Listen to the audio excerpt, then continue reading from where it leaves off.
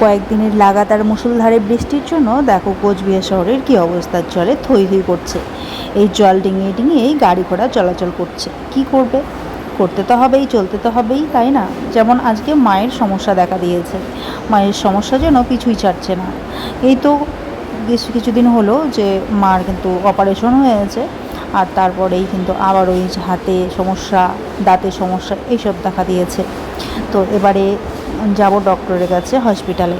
এই কিছুদিন আগেও কিন্তু মা আরও একটা দাঁত তুলে নিয়েছিল, এখন আবারও সমস্যা দেখা দিচ্ছে আর একটা দাঁতের কাছে। তো ওই জন্য আর কি মাকে নিয়ে আমি চলে যাচ্ছি হসপিটালে। আর দেখো টোটো একদম মানে জলের মধ্য দিয়েই যাচ্ছে, কি একটা অবস্থা। রাস্তার মাঝে কোথায় যে গর্ত আছে, কোথায় কি আছে তা তো জানা নেই, তাই ভয়ে ভয়ে কিন্তু টোটোকে শক্ত করে ধরে আমরা পৌঁছে গেলাম হসপিটালে। সেখানে গিয়ে চেক আপ করিয়ে উনি বললেন যে একটা আলট্রাসোনোগ্রাফি করতে হবে, এক্স রে করতে হবে দাঁতের।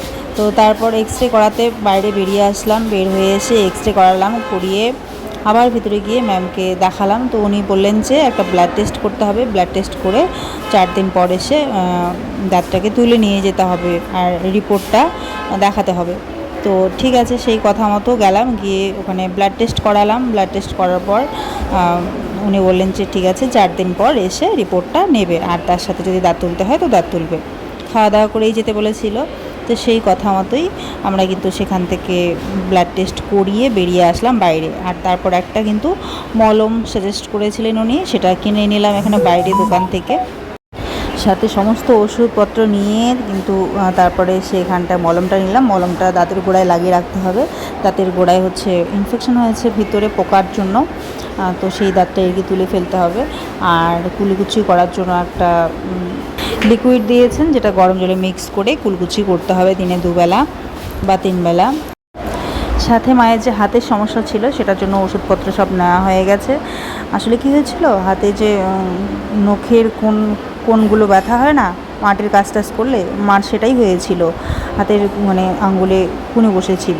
তো তারপর সেই ব্যথার জায়গায় আবার সুপুরি কাটতে গিয়ে জাতা দিয়ে কাট লেগে যায় একটুখানি, তার জন্য ইনফেকশন হয়ে জায়গাটা পুরো, কাটটা তো ঠিক হয়ে গেছে কিন্তু জায়গাটা ফুলে গিয়ে ব্যথা হয়ে আছে।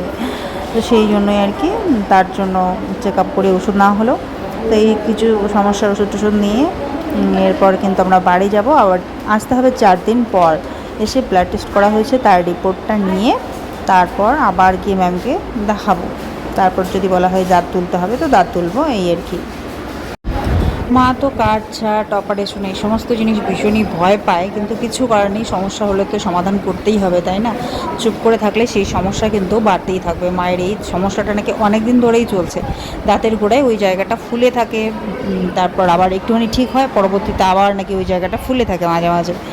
তো কেন এই জিনিসটা হচ্ছে, নিশ্চয়ই ভিতরে কিছু আছে। তো এই যে এক্স রে করার পর এখন ধরা পড়লো যে ভিতরে পোকার জন্য ওই জায়গাটা ইনফেকশন ধরে গেছে। তো তার জন্য ওই জায়গাটা তখন ঠিক করতেই হবে, তুলতেই হবে, কিছু করার নেই। আর দিদি দেখো এখানে লাটকান দিয়েছে আমাদের জন্য, পাঠিয়ে দিয়েছে, অনেক দিয়েছিল, তো সবাইকে দেওয়া হয়েছে এই বাড়ির, তারপরে সম্পাদেরকে, সবাইকে দিয়ে এই যে আমি অল্প খাবো। তার সাথে কিন্তু অনেকগুলো কাঁঠাল বীজও দিয়েছে, আর এই যে কুমড়ো শাক দিয়েছে।